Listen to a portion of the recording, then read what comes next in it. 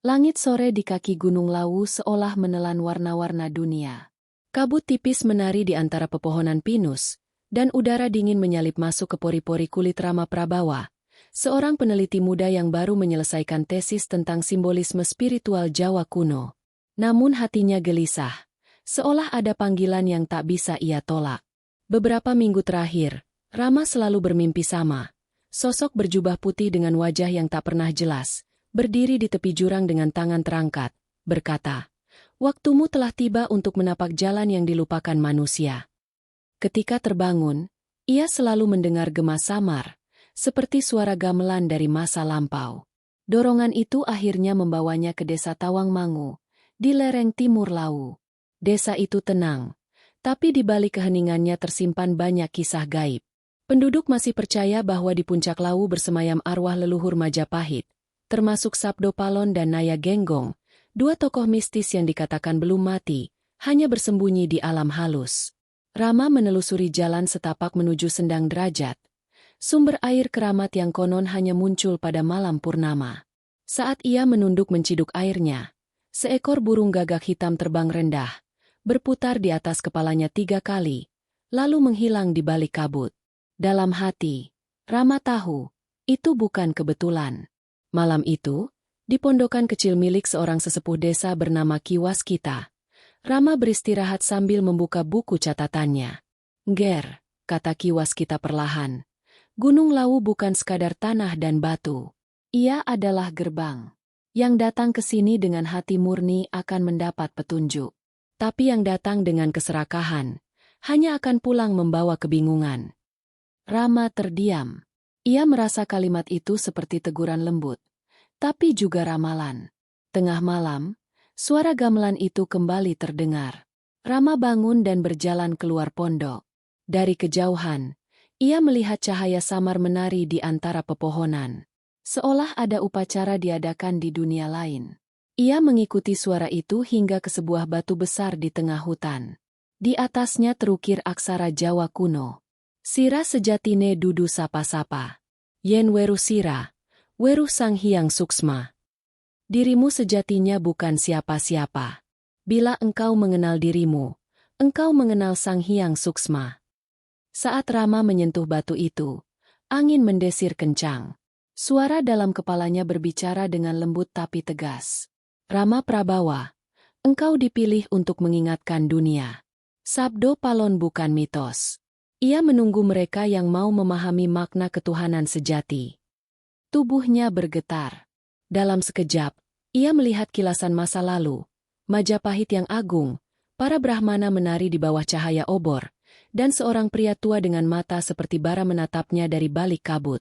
"Engkau datang akhirnya," bisik sosok itu. "Aku Sabdo Palon, penjaga sabda kebenaran. Jalanmu baru dimulai." Rama tersentak dan jatuh pingsan di antara bebatuan dingin. Saat terbangun pagi harinya, ia sudah kembali di pondok Ki Waskita. Tak ada bekas cahaya, tak ada jejak, hanya satu hal yang tertinggal di genggamannya. Sepotong kain tua bertulis aksara Jawa kuno, huruf pertama dari naskah yang akan mengubah hidupnya selamanya. Hujan baru saja reda ketika Rama Prabawa kembali ke Sendang Derajat. Langit kelabu masih menggantung, sementara dedaunan berkilau oleh sisa air hujan. Ia memegang kain tua bertulis aksara Jawa yang ditemukan semalam. Tulisan itu aneh, samar, tapi setiap kali ia menatapnya, ada denyut hangat di dadanya, seolah kain itu bernafas bersama jiwanya. Ki Waskita menyambutnya di depan pondok dengan pandangan tenang. "Nger, kau tidak tidur nyenyak semalam, bukan?" katanya sambil menyeduh wedang jahe. Rama hanya mengangguk pelan. Ia bercerita tentang batu bertulis mantra dan sosok yang menyebut dirinya Sabdo Palon. Mendengar itu, Ki Waskita menutup mata, seolah menahan arus kenangan yang jauh. "Sabdo Palon," gumamnya lirih. Nama itu sudah lama tak disebut dengan hikmat. Banyak orang Jawa hanya tahu dia sebagai legenda, padahal ia adalah bayangan kesadaran yang menjaga keseimbangan antara ketuhanan dan kebudayaan. "Mungkin, Nger, kau sedang dipilih untuk membuka tabir lama itu." Mendengar kata "dipilih" membuat Rama gugup. Ia bukan orang sakti. Ia hanya peneliti. Tapi dalam batinnya, ada sesuatu yang tidak bisa ia tolak. Kain itu seperti memanggilnya untuk memahami arti lebih dalam dari apa yang tertulis. Menjelang senja, Ki Waskita mengajaknya kembali ke Sendang. Air di sana berubah jika langit bergejolak, katanya. Mereka berjalan melewati semak dan bebatuan, hingga sampai di tempat yang sama, batu besar bertulis aksara kuno, yang kini diselimuti kabut tipis. Tiba-tiba, langit bergetar. Petir menyambar, bukan ke pepohonan, tapi tepat di tengah Sendang. Air mendidih sesaat, lalu memendar cahaya biru. Rama mundur ketakutan, tapi Ki Waskita hanya berdiri tegak, mengucap doa lirih. Dari dalam cahaya itu muncul gelembung besar, seperti napas bumi yang terbangun dari tidur panjang. Sabda itu hidup, ujar Ki Waskita pelan. Kau harus menyaksikannya. Dari gelembung air itu perlahan muncul benda kecil, sebuah prasasti batu seukuran genggaman tangan.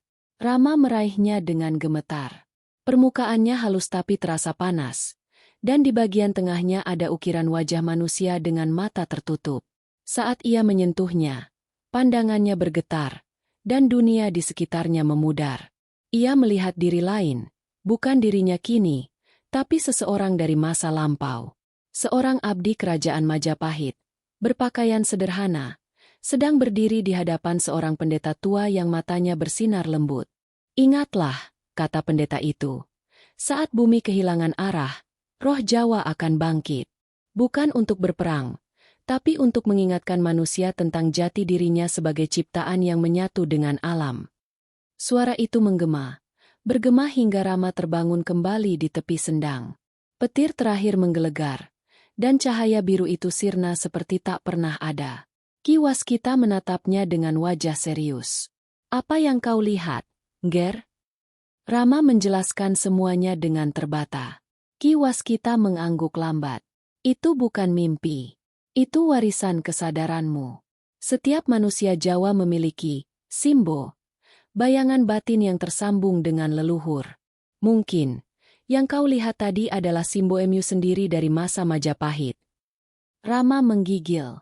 Ia ingin menyangkal, tapi dalam dirinya sudah tumbuh keyakinan aneh, bahwa sebagian jiwanya memang berasal dari masa silam.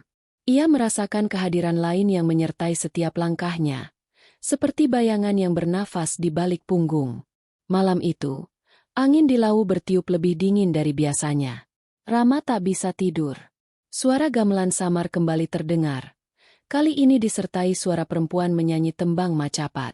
Sapa ngelinga sejatine urip, iku kang weruh pepadang tanpa cahya. Barang siapa mengingat sejatinya hidup, dialah yang mengenal terang tanpa cahaya. Dari jendela, ia melihat kilatan cahaya kecil menari di atas Sendang. Dalam cahaya itu tampak sosok berjubah putih yang sama seperti dalam mimpinya, memandangnya lama tanpa berkata-kata. Lalu perlahan, sosok itu menunjuk ke arah prasasti yang kini tergeletak di meja. Rama mendekat, membuka prasasti itu di bawah sinar lampu minyak. Kini ukiran di tengahnya tampak berubah.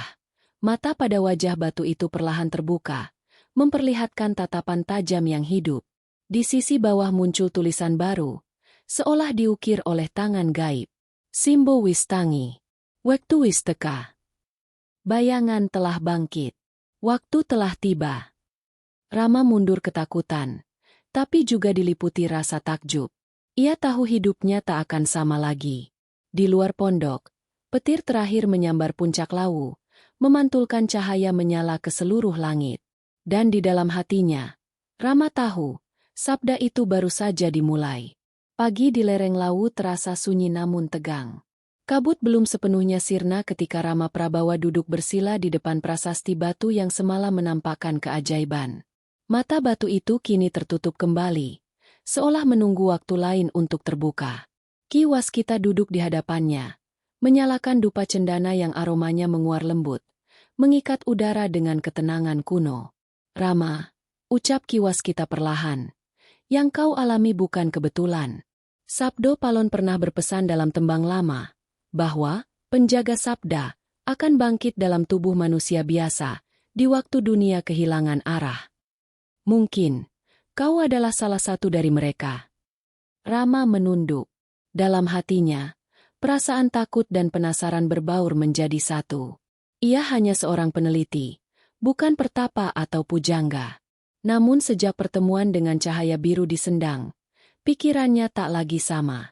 Setiap malam, mimpi-mimpinya berubah menjadi potongan masa lampau, istana Majapahit, balairung dengan ukiran emas, dan seorang lelaki berwajah teduh yang duduk di singgasana bambu, berbicara tentang keseimbangan jagat.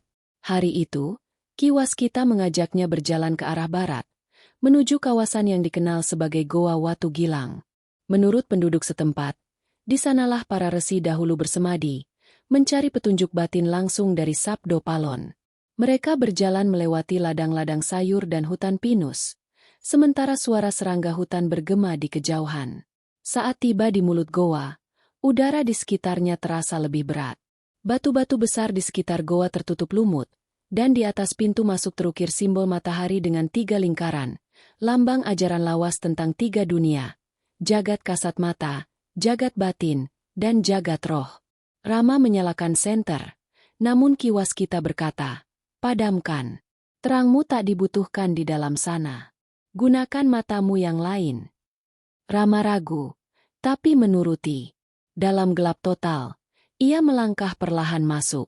Anehnya, setelah beberapa langkah, ia mulai bisa melihat bayangan samar, cahaya keemasan dari dinding goa itu sendiri, berpendar lembut seperti napas makhluk hidup.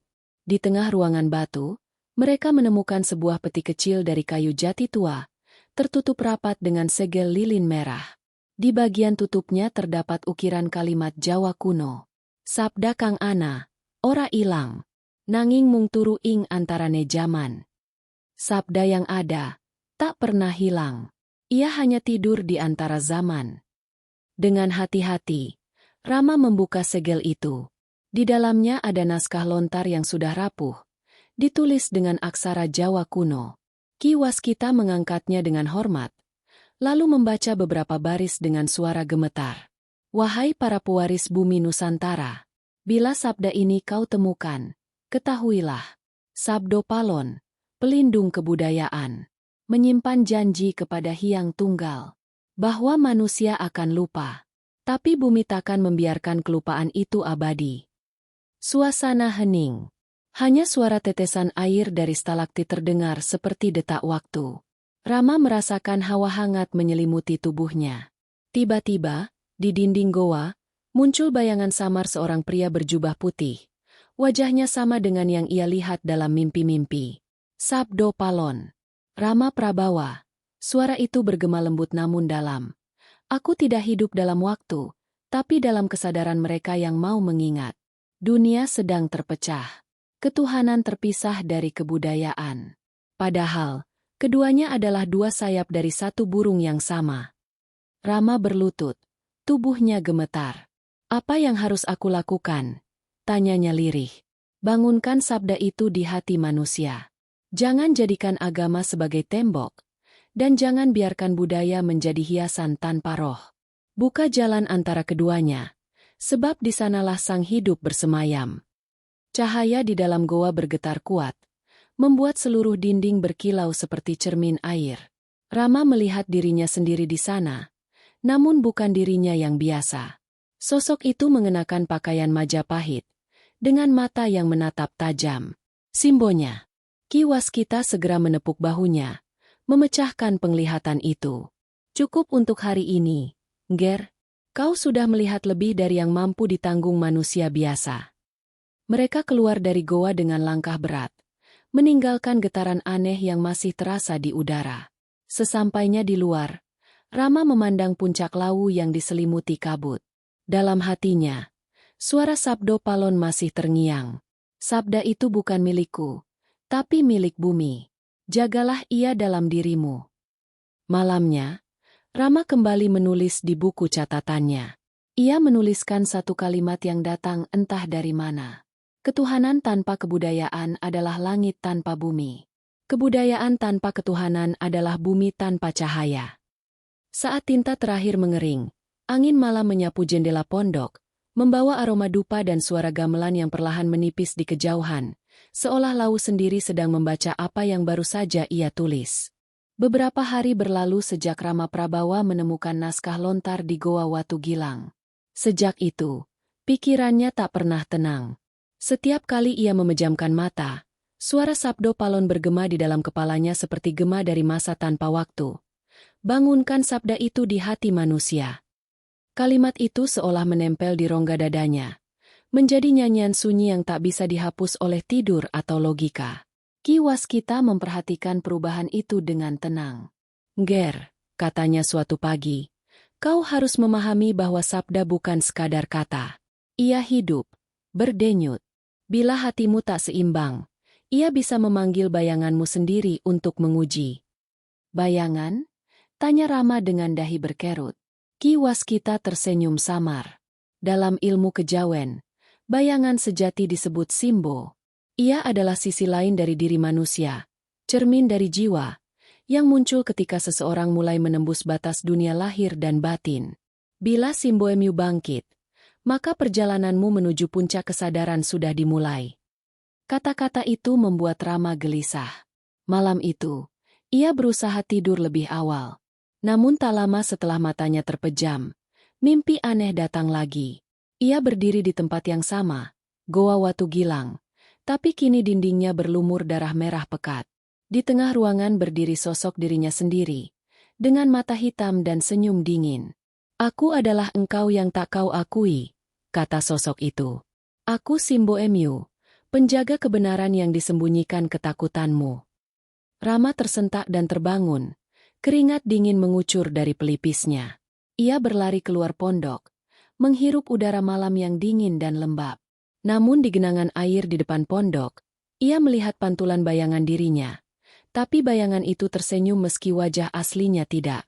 Pagi berikutnya, Ki Waskita mengajaknya menuju padepokan Watu Gilang, tempat para resi dahulu berkumpul. Tempat itu terletak di lereng barat Lawu, dikelilingi batu besar yang membentuk lingkaran seperti altar raksasa. Saat mereka tiba, udara di sana terasa berat namun penuh wibawa. Seperti ada mata tak terlihat yang mengamati mereka. "Disinilah dulu para pelindung sabda bermeditasi," kata Ki Waskita. "Jika kau ingin memahami makna sejati Simbo, lakukan semedi di tengah lingkaran batu ini." Rama duduk bersila di tengah lingkaran. Ia memejamkan mata, mencoba menenangkan pikiran. Namun dalam diam itu, ia kembali mendengar suara lirih yang datang dari dalam dirinya. "Apakah kau siap menerima bayanganmu sendiri?" Suara itu menembus batinnya. Dalam pandangan batin, ia kembali melihat sosok Simbo, dirinya dalam rupa yang lebih tua, dengan tatapan tajam dan aura kebesaran masa Majapahit. Di belakang sosok itu tampak kerajaan yang megah, obor-obor menyala, dan suara rakyat bersorak memuja raja. Tapi di balik sorak itu, Rama merasakan kesedihan mendalam, kesadaran bahwa kejayaan itu rapuh, karena manusia melupakan keseimbangan antara langit dan bumi.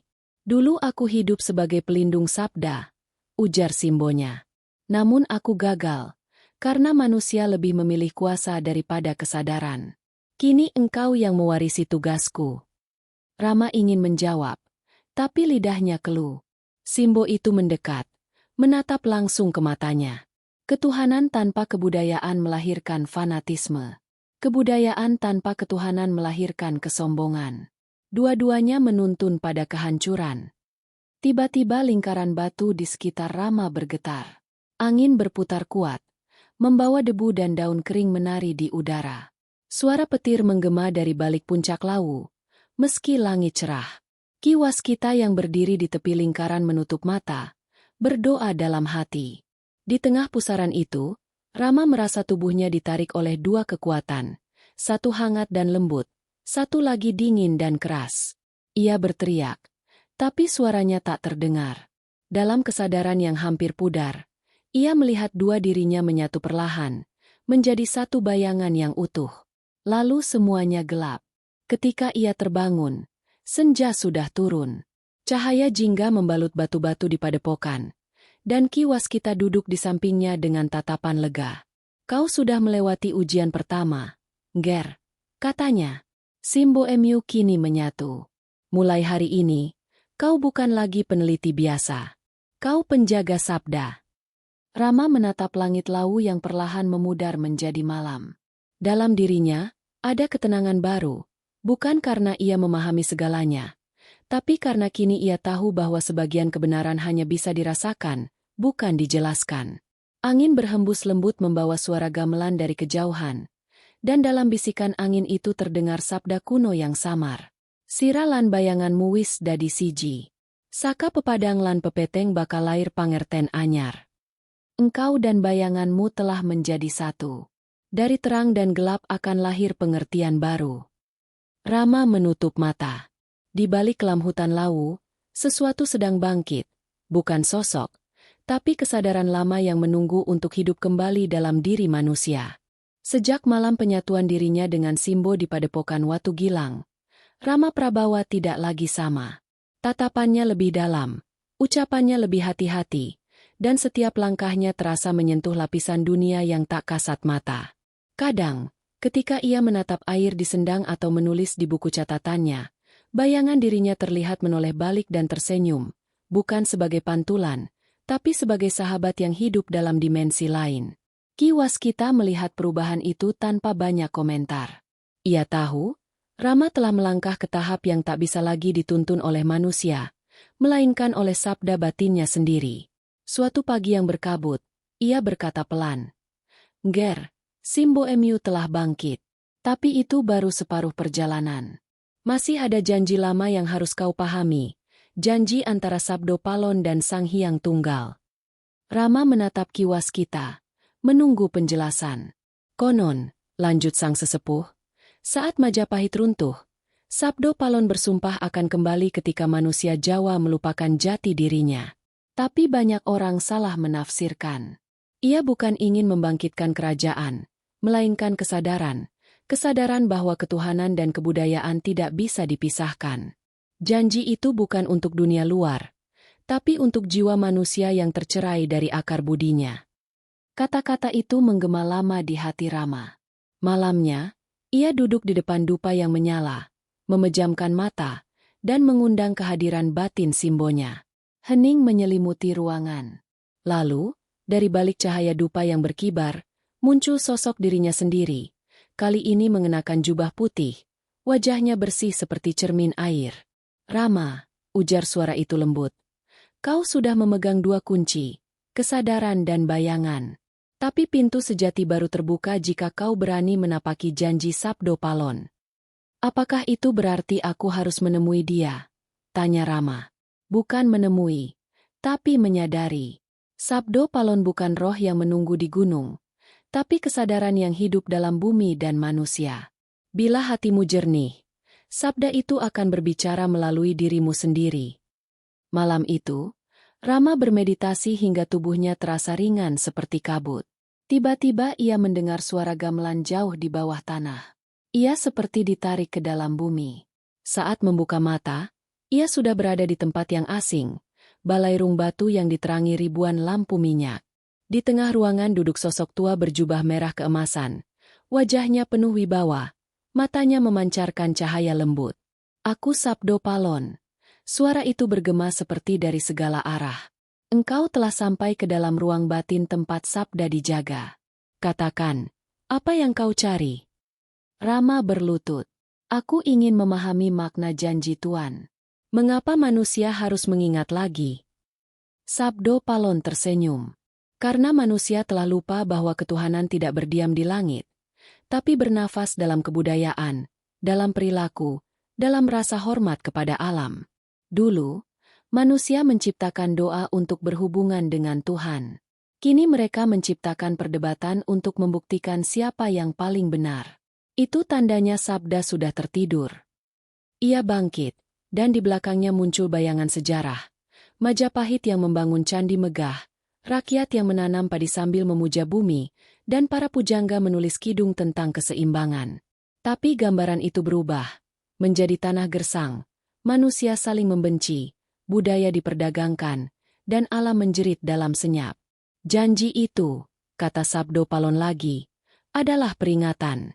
Aku berjanji kepada Sang Hyang Tunggal bahwa ketika keseimbangan itu lenyap, aku akan membangunkan kembali kesadaran manusia lewat suara mereka yang masih mau mendengar." Cahaya di balairung berubah menjadi terang menyilaukan. Sabdo Palon mendekat, meletakkan telapak tangannya di dada Rama. Mulai saat ini, kau akan membawa sebagian dari sabdaku. Tapi ingat, semakin besar terang yang kau bawa, semakin besar pula bayangan yang akan mengujimu. Rama merasakan dadanya panas, lalu seluruh tubuhnya dipenuhi cahaya emas. Dalam sekejap, dunia di sekitarnya menghilang. Ia kembali terbangun di pondok Kiwaskita. Keringat membasahi tubuhnya. Di dadanya terasa berat. Tapi ketika ia membuka baju, di kulitnya tampak lambang matahari 3 lingkaran. Sama seperti simbol di Goa Watu Gilang. Kiwaskita yang terbangun mendadak menatapnya dengan mata terbelalak. Gusti, itu tanda sabda Palon. Kau benar-benar telah menerima warisan itu. Namun Rama hanya terdiam. Dalam dirinya, suara sabdo Palon masih terdengar, kini lebih dekat dan hangat. Jangan jadikan sabda ini untuk menguasai. Gunakan untuk mengingatkan. Kebenaran tidak perlu pengikut. Cukup satu hati yang berani jujur. Di luar, fajar mulai naik.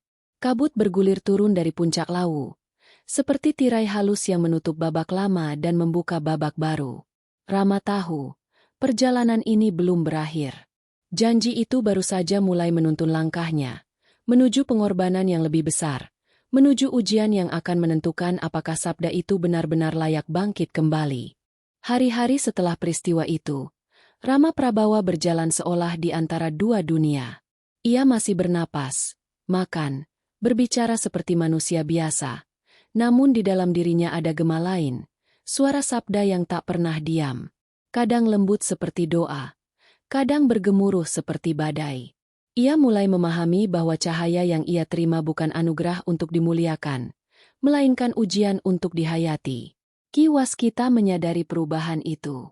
Nger, katanya pada suatu pagi yang berkabut, kau kini memikul sabda yang dulu pernah menuntun Majapahit. Tapi setiap sabda besar selalu menuntut tumbal, bukan darah, tapi kesadaran. Tanpa pengorbanan, manusia tak akan mengerti makna kebangkitan. Rama menatapnya. Apa maksud Embah? Tumbal kesadaran. Kiwaskita menghela napas. Dulu, Majapahit runtuh bukan karena perang, tapi karena lupa. Lupa pada akar ketuhanan yang melandasi budayanya. Saat manusia menjadikan ilmu dan kekuasaan tanpa rasa, kebudayaan kehilangan jiwa. Itulah tumbal sejati dari peradaban. Kesadaran yang mati. Kata-kata itu membekas dalam hati Rama. Sejak malam itu, ia sering mendapat penglihatan. Dalam tidur, ia melihat Majapahit dalam masa keemasan. Pelabuhan penuh kapal, pasar ramai, kidung suci menggema dari candi-candi. Tapi kemudian semuanya berubah. Istana terbakar, suara gamelan menjadi ratapan, dan di antara api itu berdiri dirinya sendiri, memakai pakaian ksatria, memandang kehancuran dengan mata yang basah. Apakah ini masa lalu Simboku? Tanyanya dalam hati. Suara lembut menjawab dari balik pikirannya. Bukan. Ini peringatan bagi masa depan. Setiap kebudayaan yang melupakan ketuhanan akan menempuh nasib yang sama. Hari berganti minggu. Rama dan Kiwaskita turun dari lereng Lawu menuju lembah, ke desa-desa di bawah. Mereka mendapati tanah retak, sungai mengering, dan ladang-ladang tak lagi subur. Warga desa mengeluh tentang musim yang tak menentu, tentang anak muda yang meninggalkan tanah kelahiran untuk mencari uang di kota. Lihatlah, Nger, kata Kiwaskita lirih. Ini bukan sekadar bencana alam. Ini gejala dari tumbalnya peradaban. Ketika manusia melupakan rasa syukur kepada bumi, bumi pun berhenti memberi. Rama mendengarkan dengan hati yang berat. Ia teringat sabda-sabdo Palon. Ketuhanan tak bersemayam di langit, tapi bernafas dalam kebudayaan. Ia mulai mengerti bahwa yang dimaksud bukan hanya ritus dan doa, melainkan cara hidup, bagaimana manusia memperlakukan tanah, sesama, dan dirinya sendiri. Suatu malam di desa Ngargoyoso, Rama duduk di pelataran pura tua, menatap nyala obor yang hampir padam. Angin bertiup pelan, membawa aroma tanah basah. Dalam keheningan itu, tiba-tiba muncul bayangan cahaya. Sosok Simbonya sendiri, berdiri di hadapannya. Rama, ujar suara itu. Sabda yang kau bawa tidak cukup disimpan dalam hati. Ia harus lahir dalam tindakan. Tapi untuk menyalakan kesadaran baru, ada harga yang harus dibayar. Setiap kelahiran butuh pengorbanan. Rama menatapnya dengan tatapan penuh tanya. Apakah itu maksudmu dengan tumbal? Ya, namun bukan darah, melainkan bagian dari dirimu sendiri. Ego, kesombongan, rasa ingin dimuliakan, semuanya harus mati agar sabda hidup. Hanya dengan begitu kebudayaan dapat disucikan kembali. Ucapan itu menembus jantung Rama. Ia menyadari bahwa tugasnya bukan sekadar menjaga naskah kuno atau mengajarkan simbol-simbol suci, melainkan menghidupkan nilai yang terkandung di dalamnya. Keselarasan antara rasa dan cipta, antara manusia dan semesta. Beberapa hari kemudian, Rama dan Ki Waskita mendaki kembali menuju padepokan Watu Gilang. Di sana, mereka melakukan ritual sederhana. Ki Waskita menaburkan bunga di atas batu altar dan berkata, "Setiap zaman butuh penebusnya, Ngger. Bukan untuk dosa, tapi untuk keseimbangan." Rama menutup mata, meresapi setiap kata. Dalam dirinya, ia merasakan simbonya berbicara dengan nada tenang. Tumbal peradaban bukan tentang kehilangan, tapi tentang kesadaran manusia yang rela menanggalkan keakuannya agar cahaya bersama bisa menyala. Dalam keadaan trance, Rama melihat arwah leluhur berdiri di sekelilingnya. Para resi, pujangga, dan prajurit Majapahit. Mereka mengangguk dengan wajah penuh damai. Suara sabdo palon menggema di langit batin. Waktu kebangkitan bukan diukur oleh jam dan tahun, tapi oleh seberapa banyak manusia mau belajar dari kehancuran. Cahaya keemasan turun perlahan, menyelimuti seluruh padepokan. Ki Waskita berlutut, menundukkan kepala. Rama merasakan dadanya bergetar, lalu meledak dalam cahaya. Saat semuanya mereda, di udara tersisa aroma bunga Kamboja dan bisikan lembut. Peradaban yang baru akan lahir dari hati yang rela menjadi tumbalnya. Ketika Rama membuka mata, fajar menyingsing di balik puncak Lawu. Ki Waskita tersenyum lembut. "Ngger, sabdamu sudah menyala." Rama memandang ke langit, dan untuk pertama kalinya ia tak lagi merasa terpisah antara dirinya dan semesta. Dalam dirinya, sabda itu hidup, menyala bukan sebagai kekuatan, tapi sebagai kesadaran. Ia tahu, perjalanan belum berakhir. Setelah ini, ia harus membawa cahaya itu turun ke dunia manusia. Langit pagi di puncak Lawu berwarna keperakan. Kabut menggantung di antara pepohonan pinus, dan suara burung hutan berpadu dengan desir angin seperti mantra alam yang tak pernah berhenti diucapkan. Rama Prabawa duduk bersila di tepi tebing Hargo Dumilah, tempat para pendeta zaman Majapahit dahulu bertapa mencari pencerahan. Di hadapannya, awan berarak perlahan, seolah membuka gerbang antara dunia nyata dan jagat kasunyatan. Ki Waskita berdiri di belakangnya, membawa kendi tanah berisi air suci dari sumber Sendang Derajat. "Ngger," katanya lembut. "Di tempat inilah banyak leluhur menyalakan cahaya dari dalam dirinya. Mereka tak mencari Tuhan di luar, tapi dalam diri yang jernih. Kini giliranmu melanjutkan laku itu." Rama mengangguk, menatap samar ke horizon. "Aku sudah melihat tanda-tanda, Embah. Sabda itu kini hidup dalam tubuhku. Tapi aku belum mengerti bagaimana menuntunnya agar tak menjadi bara yang membakar." Ki Waskita menatapnya dengan mata teduh. "Cahaya tak pernah membakar, Ngger. Yang terbakar adalah kegelapan dalam diri kita. Untuk menyalakan cahaya sejati, kau harus berani menatap sisi paling gelap dari dirimu sendiri." Rama diam. Kata-kata itu terasa seperti ujian. Ia menutup mata, menarik napas dalam-dalam, dan memasuki keheningan batin. Dalam kegelapan itu, muncul bayangan dirinya, bukan dalam wujud manusia, tapi cahaya yang retak, diselimuti kabut hitam. Dari balik kabut, terdengar suara-suara masa lalu, jerit rakyat Majapahit yang kalah perang, tangisan para resi yang kehilangan kitab suci, tawa dingin penguasa yang mengkhianati sabda leluhur. "Apakah ini bayangan dari masa lalu Simboku?" gumam Rama. Suara lembut menjawab dari dalam dirinya. Suara sabdo palon sendiri. Bukan masa lalu, tapi luka yang diwariskan. Luka itu hidup di setiap manusia yang mencari kebenaran tanpa kebijaksanaan. Kau harus menyembuhkannya, bukan melawannya. Rama merasakan tubuhnya bergetar. Ia menatap kegelapan itu dan melihat wajah dirinya sendiri. Muda, sombong, haus akan pengakuan, marah pada dunia yang tak memahami. Ia ingin berpaling, tapi suara Sabdo Palon menuntun. Jangan lari dari bayanganmu. Rangkul ia, karena disitulah letak pintu menuju cahaya sejati.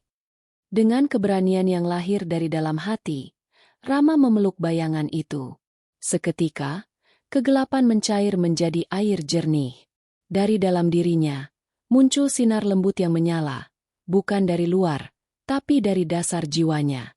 Ia menyadari bahwa cahaya bukan sesuatu yang datang dari langit, melainkan bangkit dari hati yang damai. Tiba-tiba, langit lau bergetar. Kabut menyingkapkan matahari keemasan, dan tubuh Rama memancarkan sinar halus. Ki Waskita berlutut dengan air mata menetes. "Ger," bisiknya, "kau telah menemukan cahaya dari dalam dirimu. Kini kau bukan sekadar pembawa sabda, tapi sabda itu sendiri." Rama membuka mata. Dunia seolah berubah. Setiap daun berkilau, setiap batu bergetar dengan kehidupan. Ia merasakan bahwa segala sesuatu di alam ini adalah satu tubuh besar yang bernapas bersama. Ia mendengar bisikan semesta, suara angin yang menyerupai nyanyian, air yang bergumam seperti doa. Tuhan bukan di luar, bukan pula di atas, kata suara Sabdo Palon dalam hatinya. Ia bersemayam dalam kesadaran yang menyadari kesatuan segala wujud. Itulah hakikat ketuhanan yang tertinggi. Dalam keadaan itu, Rama melihat cahaya menjelma menjadi sosok Sabdo Palon, berjubah putih dengan mata setenang samudra. Ia tersenyum dan berkata, "Wahai Simbo yang telah lahir kembali, perjalananmu hampir selesai. Tapi ingatlah, cahaya tak boleh kau simpan sendiri. Ia harus menjadi lentera bagi yang lain. Turunlah kembali ke dunia manusia. Ajarkan keseimbangan antara ketuhanan dan kebudayaan, agar bumi tak kehilangan jiwanya." Rama menunduk penuh hormat. "Guru, bagaimana aku harus melakukannya?" Sabdo Palon mengulurkan tangan, menyentuh dada Rama. Dengan rasa, bukan dengan ajaran yang memaksa, tapi dengan laku yang memberi teladan. Biarlah manusia melihat Tuhan melalui cara kau mencintai sesama dan menjaga bumi. Saat Sabdo Palon menghilang dalam sinar, angin di puncak Lawu bertiup kencang. Ki Waskita menatap Rama dengan kagum. Tubuh pemuda itu kini memancarkan ketenangan luar biasa, seolah segala kebimbangan telah sirna. Rama berdiri perlahan, menatap lembah di bawah yang tertutup kabut. "Embah," katanya pelan, "aku paham sekarang. Cahaya sejati bukan untuk disembah, tapi untuk dibagikan." Ki Waskita tersenyum lega. "Maka turunlah, Ngger. Dunia menunggu laku seorang manusia yang sadar." Mereka pun menuruni lereng Lawu. Setiap langkah Rama meninggalkan jejak bercahaya di tanah basah, seolah bumi sendiri menyambut langkahnya. Di kejauhan, gong kecil di candi-candi tua berdentang pelan, seolah menandai kebangkitan baru yang akan lahir. Rama tak lagi merasa dirinya seorang murid. Ia kini bagian dari sabdo itu sendiri, suara semesta yang tak terpisahkan dari kehidupan. Dan dari dalam dadanya, cahaya itu terus menyala, menjadi obor yang akan ia bawa menuju masa depan kebudayaan yang tercerahkan. Rama Prabawa menuruni lereng Lawu bersama Ki Waskita. Mereka melewati jalan setapak yang dulu sunyi kini mulai ramai oleh suara kendaraan. Di kaki gunung, bangunan-bangunan beton berdiri menggantikan sawah dan hutan bambu. Aroma tanah basah tergantikan oleh asap mesin, dan nyanyian jangkrik kalah oleh bising kota yang tak pernah tidur. "Embah," kata Rama perlahan, menatap deretan papan reklame berlampu neon. "Beginikah wajah dunia manusia sekarang? Aku merasa jauh sekali dari napas bumi." Ki Waskita menghela napas panjang. "Inilah zaman baru, Ngger. Manusia berlari terlalu cepat hingga lupa arah. Mereka mencari Tuhan di layar dan menanam kebudayaan di logam. Tapi kau datang bukan untuk menentang, melainkan untuk mengingatkan." Rama mengangguk pelan. Ia mulai berjalan di antara kerumunan, menyaksikan manusia-manusia tergesa, wajah-wajah tanpa senyum, mata yang sibuk menatap gawai. Di salah satu sudut jalan, seorang pengemis tua duduk berselimut kardus, sementara di seberangnya gedung kaca menjulang dengan cahaya megah. Kontras yang tajam itu membuat dadanya sesak. Sabdo Palon pernah berkata, gumamnya, jika cahaya hanya bersinar untuk segelintir orang, maka dunia akan tetap gelap. Malam itu, Rama dan Ki Waskita bermalam di surau kecil di pinggir kota. Di sana, ia bertemu dengan seorang pemuda bernama Dimas, mahasiswa filsafat yang resah mencari makna di tengah gemerlap dunia modern. Dimas sering mengadakan diskusi kecil tentang spiritualitas Jawa dan ketuhanan lintas agama, namun sering dicemooh teman-temannya sebagai terlalu kuno. Mas Rama, kata Dimas setelah mendengar kisah perjalanan mereka, zaman ini menertawakan kebijaksanaan. Orang lebih percaya data daripada doa. Bagaimana mungkin kita bisa menghidupkan sabda di tengah dunia seperti ini? Rama tersenyum lembut. Sabda bukan sekadar ucapan, Dimas. Ia hidup dalam tindakan yang selaras dengan hati.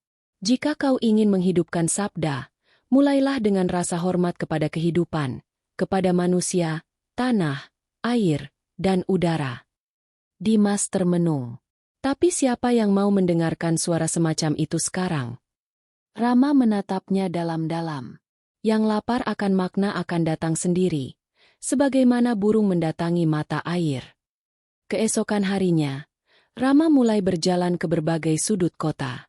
Ia berbicara di pasar, di pinggir jalan, di taman, dan di kampus. Ia tidak mengutip kitab suci atau berbicara tentang surga dan neraka. Ia hanya berbicara tentang keseimbangan, bagaimana menanam pohon dengan niat suci adalah ibadah, bagaimana bekerja dengan kejujuran adalah doa, dan bagaimana menyayangi sesama adalah wujud tertinggi dari ketuhanan.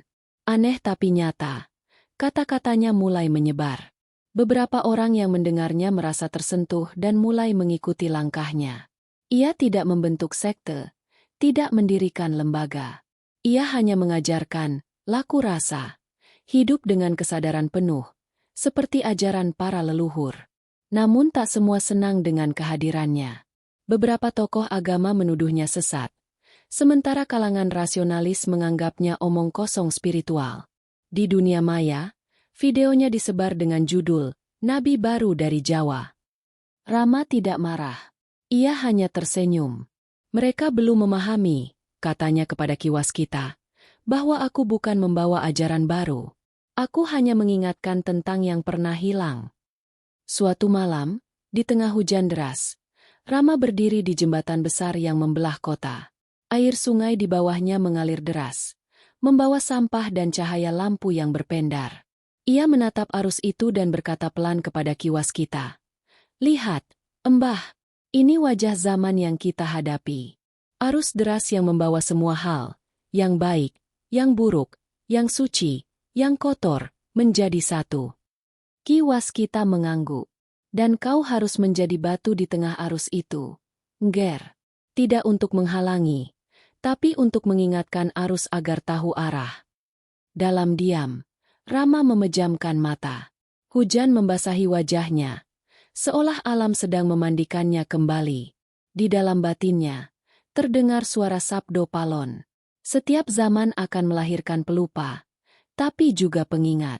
Kau adalah pengingat itu, bukan untuk disembah, tapi untuk menyalakan rasa yang tertidur. Keesokan paginya, Rama mulai mengajarkan anak-anak di gang sempit tentang menanam, tentang menjaga kebersihan, tentang sopan santun kepada sesama. Ia memadukan ajaran leluhur dengan kehidupan modern. Ia mengajarkan meditasi di antara bising klakson, mengajarkan tenang di tengah arus berita. Perlahan, orang-orang mulai menyadari sesuatu. Mereka merasa tenang di dekatnya, seolah energi yang ia pancarkan membawa keseimbangan. Seorang wartawan bahkan menulis artikel berjudul, "Pemuda Misterius dari Lereng Lawu Mengajarkan Ketuhanan Tanpa Dogma." Rama tersenyum membaca berita itu. Ia tahu perjalanan belum selesai. Masih ada sabda yang belum tersampaikan, sabda tentang penyatuan terakhir, ketika ketuhanan dan kebudayaan benar-benar kembali menjadi satu napas. Menjelang senja, Ia memandang langit yang berwarna tembaga. "Embah," katanya pelan. "Aku rasa waktu itu sudah dekat. Cahaya harus kembali ke asalnya." Ki Waskita menatapnya penuh haru. "Jika waktumu tiba, Nger, biarlah dunia tahu bahwa sabda bukan hanya sejarah, tapi janji yang selalu hidup." Matahari pun tenggelam di balik gedung-gedung, dan dari cakrawala, seberkas cahaya turun perlahan, menyentuh bahu Rama, tanda bahwa perjalanan menuju akhir sabda telah dimulai. Senja terakhir di langit kota jatuh perlahan seperti tirai emas yang menutup pementasan panjang. Rama Prabawa berdiri di puncak gedung tua yang menghadap ke arah timur, tempat bayangan Gunung Lawu tampak samar di kejauhan. Angin lembut berembus membawa aroma hujan, dan di bawahnya, lautan lampu kota berkelip seperti bintang yang tersesat di bumi. Ia tahu, perjalanan panjangnya akan segera mencapai titik penyatuan, bukan akhir, tapi kembalinya sesuatu yang lama tertidur di dalam hati manusia. Ki Waskita berdiri tak jauh darinya. Tubuhnya sudah tampak renta, namun sorot matanya tetap jernih. "Nger," katanya perlahan, "sabda telah hidup di dunia manusia. Tapi untuk benar-benar menyatu, kau harus melepaskannya. Hanya bila sabda itu tidak lagi milikmu, barulah ia menjadi milik semesta." Rama menatap cakrawala. "Apakah itu artinya aku harus pergi, Embah?" Ki Waskita tersenyum samar. "Tidak ada yang pergi, hanya berubah bentuk." Sabdo Palondulu pun tak lenyap. Ia hanya berganti rupa dalam setiap kesadaran manusia yang mau mendengar. Malam itu, Rama duduk bersila di atap gedung, memejamkan mata, dan menarik napas panjang. Ia masuk ke dalam keheningan yang lebih dalam dari sebelumnya. Di sanalah ia kembali melihat cahaya itu, lembut, berdenyut, dan menyatu dengan dirinya. Tapi kali ini, cahaya itu berbentuk manusia. Sosok Sabdo Palon berdiri di hadapannya, berpakaian jubah putih berhiaskan simbol-simbol kuno Majapahit. "Wahai anak zaman," kata Sabdo Palon dengan suara yang menggema dari dalam dan luar sekaligus. "Kau telah menjalankan sabda dengan laku, bukan sekadar kata. Kini waktunya engkau mengembalikannya pada sumbernya." Rama menunduk. "Aku siap, Simbo." "Sebelum sabda ini menyatu dengan bumi, kau harus tahu satu hal. Manusia tidak membutuhkan penyelamat, melainkan pengingat. Kau telah menjadi itu. Namun agar sabda tetap hidup, ia harus melebur dengan kehidupan itu sendiri." Tiba-tiba, dunia di sekelilingnya berubah. Ia tak lagi di atas gedung, melainkan berdiri di hamparan luas yang bercahaya, seperti pertemuan antara bumi dan langit. Di sana, tampak arwah para leluhur berdiri berderet. Para raja Majapahit, resi, sunan, petani, dan rakyat jelata. Mereka semua tersenyum damai, menyambutnya. "Sabdo Palon bukan nama, tapi kesadaran," ujar suara mereka serempak. "Dan kini kesadaran itu hidup dalam dirimu." Rama merasa dadanya bergetar. Ia melihat cahaya dari dadanya naik perlahan, membentuk lingkaran yang kemudian menyebar ke seluruh penjuru arah. Cahaya itu menembus langit, lalu turun ke bumi, memasuki hati setiap manusia, dari anak kecil di kampung terpencil, hingga pekerja di gedung-gedung tinggi. Di seluruh penjuru kota, orang-orang tiba-tiba berhenti sejenak tanpa tahu mengapa. Beberapa merasa damai, yang lain menangis tanpa sebab. Seorang ibu yang terburu-buru tiba-tiba menolong pengemis di jalan. Seorang pemuda yang putus asa berhenti dari niat buruknya. Seorang anak kecil menatap langit dengan senyum polos. Tak ada mukjizat besar, tapi ada perubahan halus yang menyentuh nurani. Di puncak gedung, tubuh Rama mulai memancarkan cahaya keemasan. Ki Waskita berlutut. Suaranya bergetar. "Nger, inikah yang dimaksud penyatuan?" Rama tersenyum lembut. "Tidak ada lagi aku, Embah. Hanya sabda yang kembali ke asalnya." Cahaya itu semakin terang hingga menelan seluruh tubuhnya. Tapi di tengah sinar itu, suara Rama masih terdengar, bukan dari mulut, tapi dari udara, dari angin, dari setiap detak jantung kehidupan. Ketuhanan dan kebudayaan bukan dua jalan, tapi satu napas. Saat manusia mengingat asalnya, maka budaya menjadi doa, dan doa menjadi budaya. Angin berhembus kencang, lalu perlahan mereda. Cahaya itu menipis, meninggalkan keheningan yang lembut. Ki Waskita memejamkan mata, menunduk, dan air matanya mengalir. "Sabdamu telah kembali, Ngger," katanya lirih. "Kini bumi tak lagi kosong." Pagi menjelang. Matahari muncul dari balik awan, menyinari kota yang perlahan terbangun dari tidurnya. Di antara sinar mentari itu, burung-burung terbang rendah, dan di kejauhan, Gunung Lawu tampak bersinar seolah dilapisi kabut emas. Ki Waskita menatap langit. Ia tahu, Rama sudah tak lagi di dunia ini dalam wujud jasad, namun hadir di setiap kesadaran yang mulai terbangun. Dalam setiap langkah manusia yang menanam pohon dengan ikhlas, dalam setiap seniman yang berkarya dengan hati, dalam setiap guru yang mengajar dengan cinta, di sanalah Sabdo Palon hidup kembali, dalam bentuk yang lebih murni, kesadaran bahwa Tuhan dan manusia tidak terpisah, hanya terlupakan. Hari itu, Ki Waskita berjalan menuruni jalan kota dengan tongkat kayu tuanya. Di wajahnya ada senyum damai. Di tengah keramaian, ia mendengar suara samar, seperti bisikan di telinganya. "Mbah, sabda sudah menyatu. Kini saatnya manusia menulis sejarahnya sendiri." Ia menengadah, menatap langit biru. "Leluhur sudah pulang," bisiknya. "Kini giliran manusia menjaga api itu." Dan di bawah cahaya pagi yang lembut, di antara gedung dan suara mesin, Ki Waskita melangkah pergi, meninggalkan jejak cahaya samar yang akan terus membimbing generasi setelahnya. Sabdo Palon telah kembali, bukan sebagai sosok, bukan sebagai legenda, tapi sebagai kesadaran yang menyala dalam setiap hati yang masih mau mendengar panggilan bumi dan langit. Dan sejak hari itu, dunia berubah pelan, bukan karena keajaiban besar, melainkan karena manusia mulai kembali mengingat siapa dirinya. Ciptaan yang menyatukan ketuhanan dan kebudayaan dalam satu napas kehidupan.